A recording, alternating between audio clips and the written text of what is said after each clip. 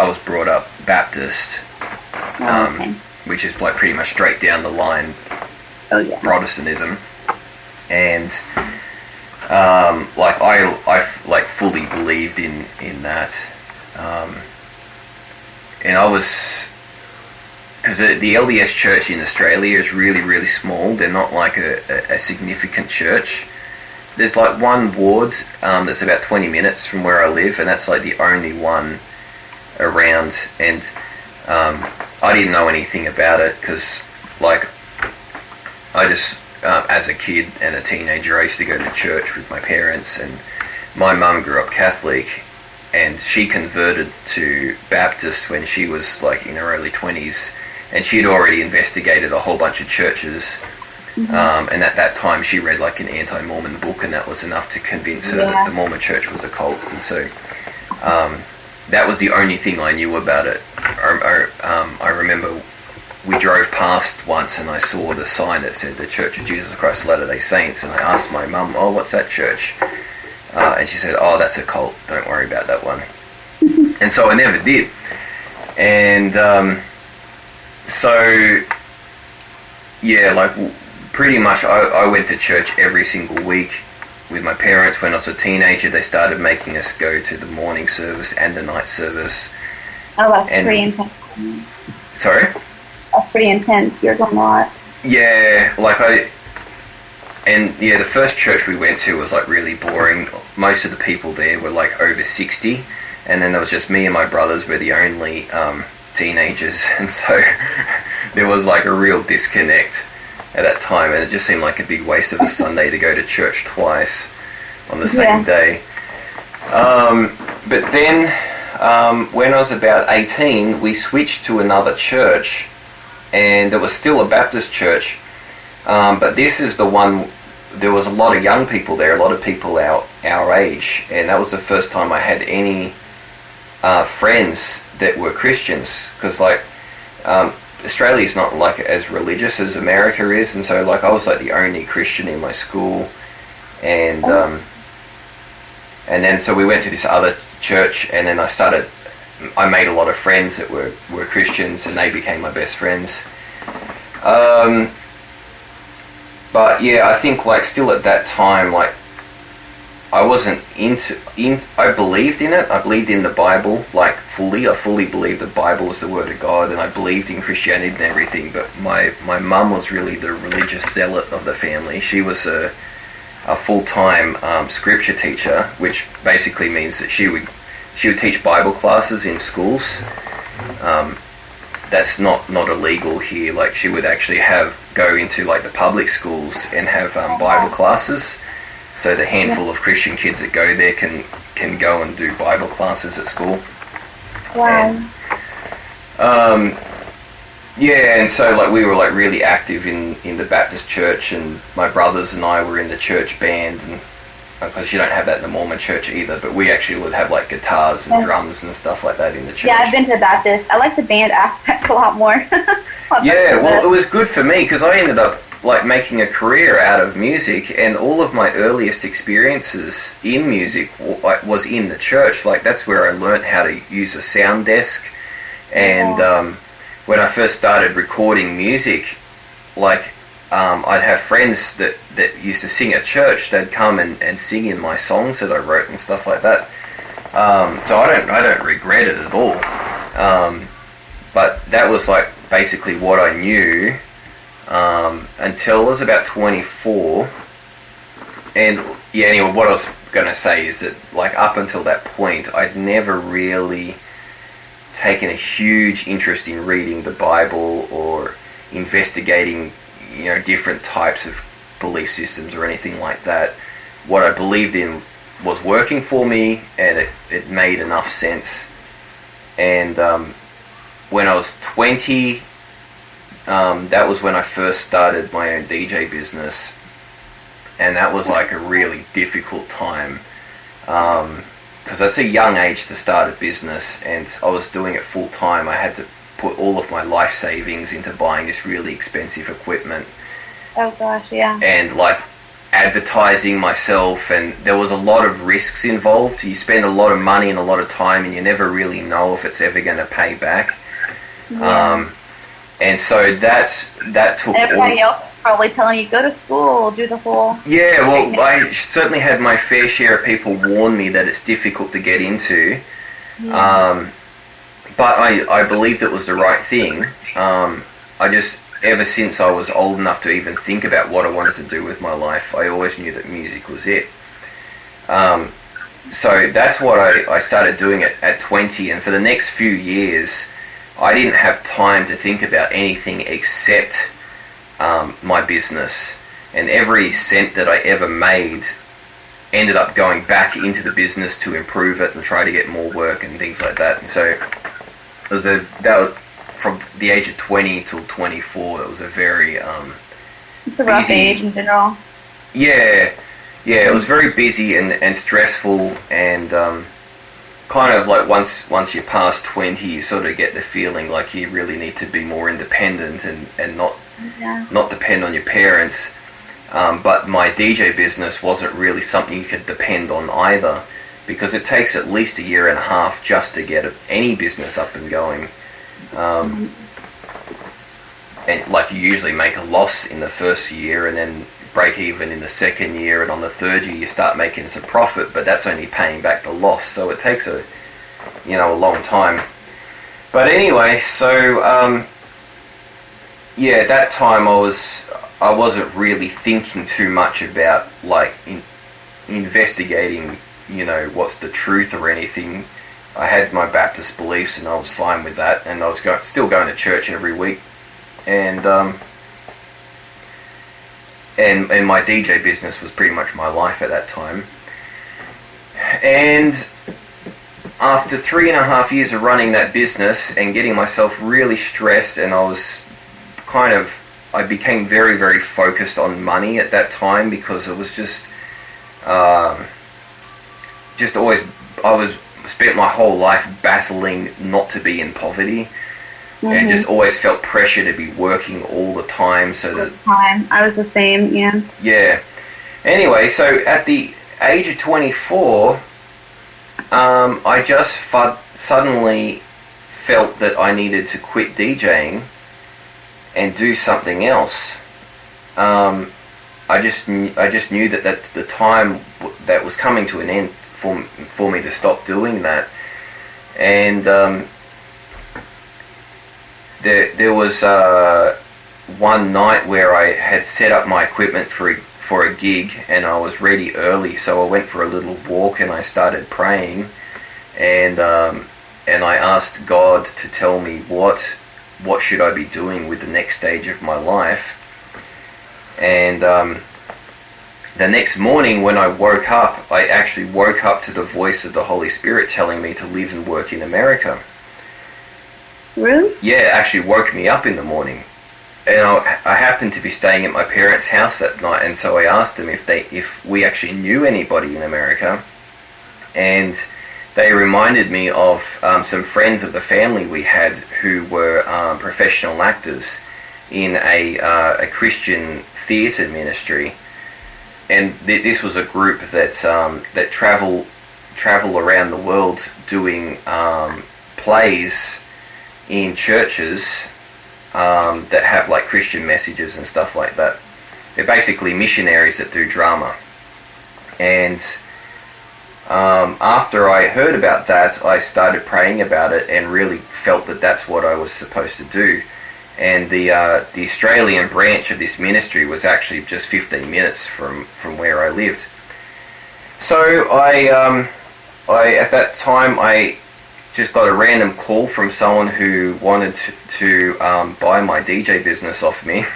So I sold my DJ business and joined this theatre group, and basically went straight from DJing full-time into being a full-time missionary / actor.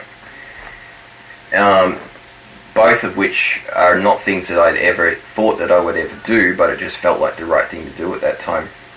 So next thing I know, I'm a missionary and I'm doing drama and I'm traveling all around the place. I spent 9 months traveling around New Zealand and a year and a half traveling all over Australia, and then I spent 9 months in Southeast Asia, and then finally I got sent to the United States, and I spent 2 years traveling around the United States doing... Was it all as a missionary?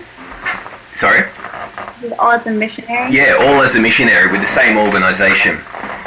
And so basically, like, we would be in a different church every week. We'd move town every week, and we'd stay with like members of whichever church we were performing at.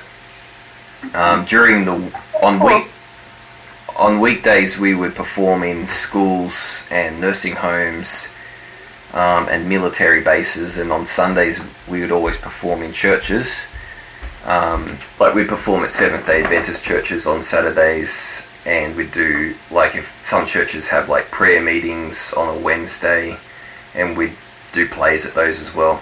So I did that for 5.5 years altogether, and at that time, that was when I really got a lot of exposure to other forms of Christianity outside of the Baptist churches. Because we were in basically every Christian church that there is, except we didn't do the Mormon church and we didn't do Jehovah's Witnesses. But like we go to Catholic churches and Orthodox churches and all the others. And at that time, that was when I really started taking more of an interest in religion, basically, because the message of some of the plays that we would do was basically that you shouldn't just believe something, you should know why you believe it. And I took that seriously, and so I started reading the Bible, like not just reading it, but actually like studying it. Okay. And at that time I was really could relate to like letters of the Apostle Paul in the New Testament, because he was like a missionary, and it really felt like I could relate to that because I've been a missionary for so long, and it's a really hard life just living on the road all the time, living out of a suitcase, trying to get along with like your fellow missionaries. You just get put on a team of 3 people that you've never met before, and for the next 4.5 months you're living together and traveling together and working together. And there was a lot of challenges, and I found the New Testament very comforting at that time. But I also found that the more I read it, I started having a lot of questions about certain doctrines, and like, because I would also investigate like what all of these different churches believed. Every time we went to a new church, I wanted to find out what they believed. And they all had the same Bible, but interpreted different passages certain ways, and so it became part of a mission for me personally to try to figure out what was the true doctrine, basically. And I also started investigating the Book of Revelation and wanting to understand that as well. And I started reading books that were written by Protestant scholars that were attempting to explain what all the symbology means and things like that. Gosh, I give you mad props for that, because I could never even get through. I would sit there and I'd try to like even listen to some of it, and I'd be like, I have no idea what this is talking about. So I'd give up like within 5 minutes. Yeah. Well, I ended up reading that book several times. I really enjoyed it, and because I did actually find some of the books that I read that were explaining it and comparing the symbology in Revelation with the book of Daniel. A lot of the explanations I read really made a lot of sense, and when I skimmed through Christopher's book, there was some of it, I remember reading some of it was the same. The way he had explained what certain things meant was the same as what I'd read from these Protestant scholars. Like, they did actually figure some of it out. And then there was other stuff where you read their explanations and you know they have absolutely no idea what they're talking about. So I was really intrigued by that book, and because I really, at that time, I got the impression, I just felt like we were... You don't really hear... I felt like the Book of Revelation must be relevant to the age that we're living in, because I believed it was like a prophetic book, like talking about the last days, and I thought there's no way that book could be in the Bible and then there not be any way for anyone to figure out what it means, like, because that would just be pointless to ever write it. And like a lot of my Protestant friends, when they heard that I was studying that book, they'd say, "Oh, James, you're wasting your time. God doesn't want us to understand the Book of Revelation." And I'd say, well, that just doesn't make sense. Why would God put it in the Bible and then not give us a way to understand it? There has to be a way. And at the time, I thought that I could figure it out. I thought that if I read it enough and prayed about it enough, that the Holy Spirit would tell me what the symbolism meant. And it just never worked that way. And eventually I got to a point where I just realized that the only way I would ever understand the Book of Revelation is if God sent like another prophet who knew what it meant and then could explain it to me. And that was really the first time that I became open-minded enough to look outside of Protestantism and just investigate anything that might come along.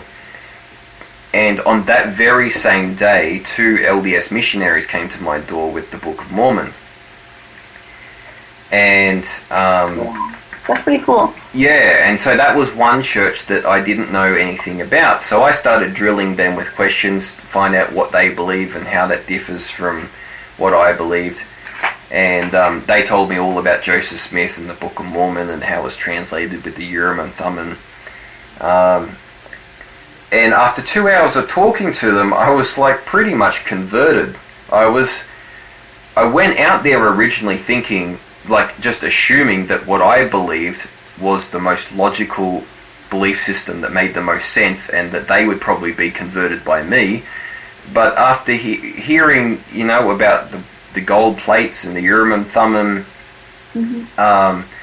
I'd never heard a story like that, but I couldn't discount the fact that it could have happened. And the only thing that they ever said in the 2 hours that just didn't feel right is when they told me that their church was the only one that had authority to baptize. Right. That just didn't really seem to be right. I'd already been baptized and it felt like the right thing to do. And there'd been another situation where a friend of mine from the Salvation Army, he wanted to be baptized and he asked me to do it. And again, at that time, it felt like the right thing to do. And so it didn't make any sense to me that was somehow wrong, that I didn't have authority to do that. But I wanted to find out why the Mormons believed that. And so I took the Book of Mormon and I said to them, look, I can't guarantee I'm going to believe this book, but I'll at least give it a read. And so I was a little curious to find out, where that belief came from, but also I thought that it might have been an answer to what I was looking for in trying to understand the Book of Revelation. And so as I started reading the Book of Mormon, and this is probably about 2010, didn't take me very long to figure out that it was a very unusual book. And so, I was probably about a third of the way through it, and at the point where I actually believed that it was true. So much of it just sort of really rang true, and it was answering a lot of the questions that I had as a Protestant that I couldn't get from the Bible. I found a lot of the areas of doctrine where the different Protestant churches disagree with each other are actually clarified in the Book of Mormon, and explained in a really logical way that I've never been able to hear any Protestant scholar or preacher ever explain it. And then I got to that passage in the Book of Mormon that talks about the sealed portion and says that when the sealed portion comes forth, all the mysteries in John's writings are going to be revealed as well. And so at that point I was like, okay, I think I'm on the right track here. Now I need to find this sealed portion. of course, I didn't know it had already been translated at that point. I just assumed it was still going to, come forth in the future. Yeah. So it took me basically a year to read through the Book of Mormon, and I was still a missionary at that point. So I was traveling around the United States with these Protestant missionaries, and I was having to read it in secret because a lot of the Protestants are like really anti-Mormon. Oh my goodness. Yeah. And for some reason, like at that point, once I started investigating Mormonism, all of a sudden, like Mormonism just seemed to be everywhere. Like I just hear people just having random conversations about it, and I was on this one team that every time we'd drive past an LDS church, my team members, they're all Americans, and they'd make like these comments about multiple wives and there's a lot of myths about Mormons. I was just intrigued by why the Protestants have so little understanding about Mormonism. Like we lump it all together because there's the fundamental branch. There's so many different branches of Mormonism. So I used to always just think, oh, people are confused and they mistake, that one branch that practices polygamy for the entire group of Mormons. They don't really, Yeah. Well, know much about the actual normal, Mitt Romney style LDS church. Yeah, and the thing is that they all were really confident that how they understood Mormonism to be was correct. And I'm coming from Australia, and I know absolutely nothing about it. All I have is the Book of Mormon, and it was like the best book I've ever read. And then I got it's like you were able to connect to it. At least it made it a little more easier to understand. Yeah, and the only Mormons I'd ever met were the two missionaries that gave me the book, and I spoke to them for like 2 hours. And then after that, I'm traveling around with these Protestants, and we drive past a Mormon church, and they say, "Oh, those Mormons. If you're a woman, you can't even go to church without your husband in that church." And I'm like, "Are you sure that's true?" "Oh yeah."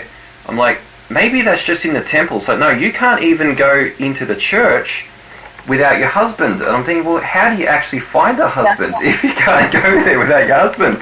And there was just things like that, and I was like, how am I ever going to figure out what this Mormonism is all about? Because it doesn't seem like anyone actually has any clue like what Mormons actually believe. So I basically I had to just investigate everything on the internet, and of course everything you read is like totally biased. It's either really anti-Mormon or it's really pro-Mormon. That's funny. That's and true.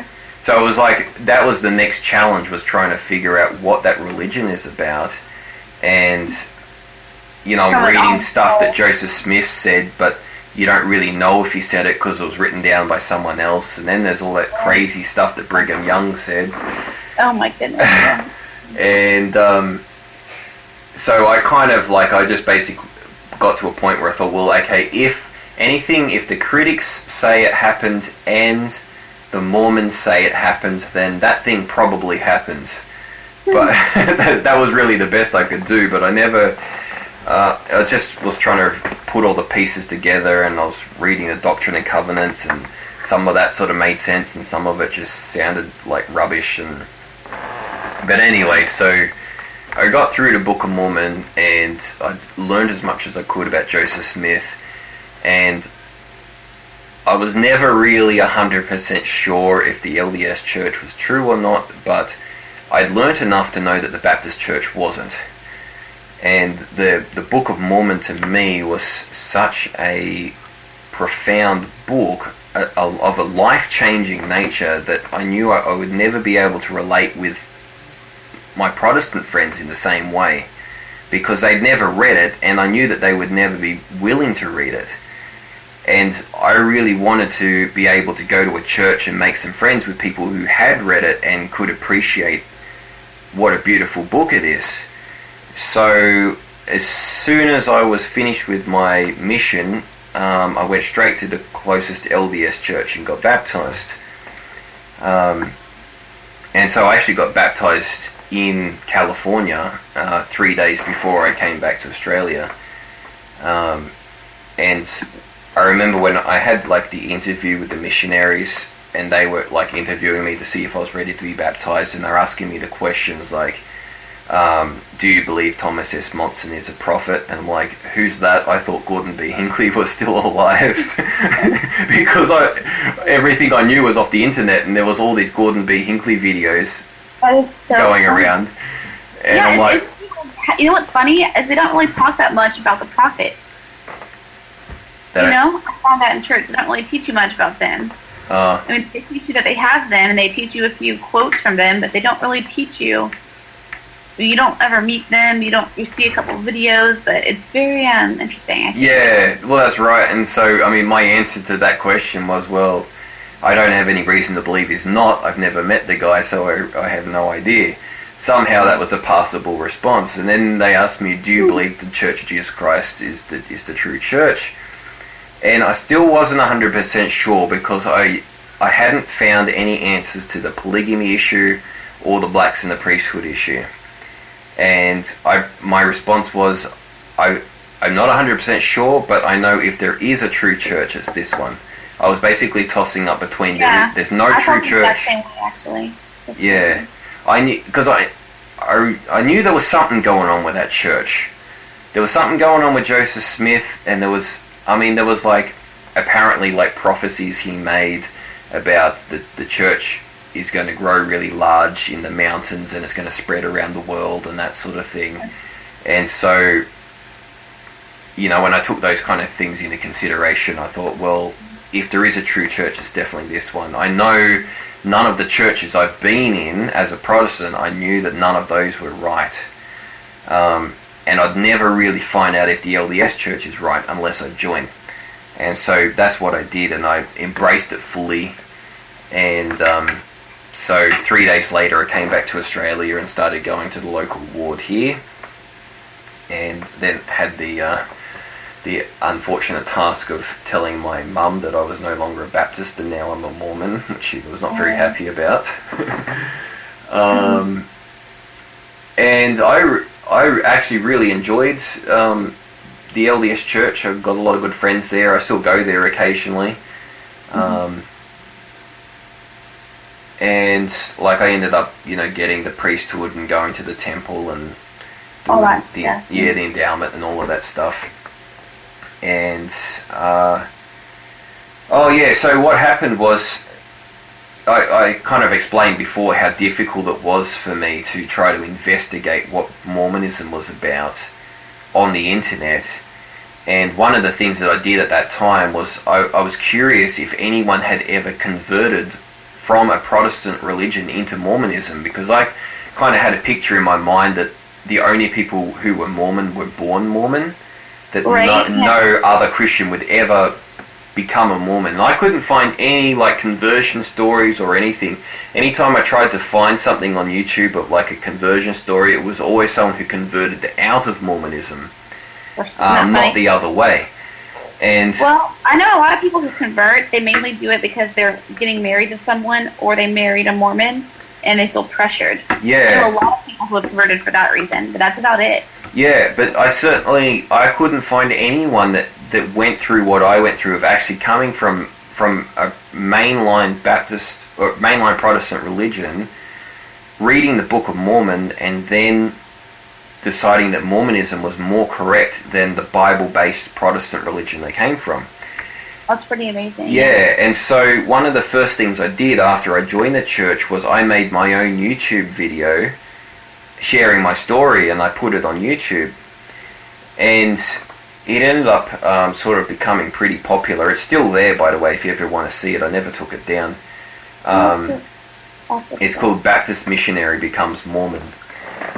And that's ended up like sparking a lot of debate. Like people would leave comments challenging like my beliefs, and putting all sorts of stuff from like Mormon history that they thought that I didn't know about, basically trying to convert me back to Protestant. And none of the like most of them were like ex-Mormons or just anti-Mormons and stuff like that. And to begin with, I used to respond to like every single comment. I spent hours and hours and hours replying to all these comments, and none of them were ever able to present anything that ever made me doubt that the church was true or that I'd done the right thing in joining the church. Most of what they had presented was stuff that I was already familiar with and already wrestled with. Every now and then there'd be something new that I would have to look into and then, make up my mind about. But I was never afraid of like reading anything that was anti-Mormon. And the more anti-Mormon stuff I read, the more confident I became that the church was true, because I just never really found anything that would ever shake that belief. And I guess probably a big part of it is because I never found any anti-Mormon that could ever come up with a reasonable explanation for how Joseph Smith made up the Book of Mormon. Because I knew that if you read it like actually sincerely, that book is way too profound for any 17-year-old to have ever written. That's how I felt too, actually. I didn't really even read it that intensely, but I kind of felt like, I don't know any 17-year-old who sits down and writes a book like that. Yeah. Well, I mean, and at that time, I'd already read a lot of the books that were written by, like, the most esteemed Protestant scholars who'd studied religion their entire lives and were, like, professional authors. And none of them had ever written a book that was as good as the Book of Mormon, in my opinion. So I just couldn't accept that Joseph Smith could have written it, or that anyone, like, even with help, that he could have written it. And I never found any anti-Mormon could ever came up with any reasonable explanation for how that happened. So my belief in it was pretty rock solid. And the more I went to the Mormon church, I think my testimony of the church grew. And that was mostly just because I knew I was supposed to be there. And my logic at the time was, if God wants me to be here, then it must be true. I didn't realize it was just an experience I had to have to be able to get to the truth, which is how I see it now. But anyway, so I had all of these people challenging me with questions and so forth, and there was one guy he wasn't really any different to the rest. I just happened to remember his name because it was an unusual name. His name was Aaron Shafarov, who is actually quite a well-known, like, anti-Mormon guy on YouTube. And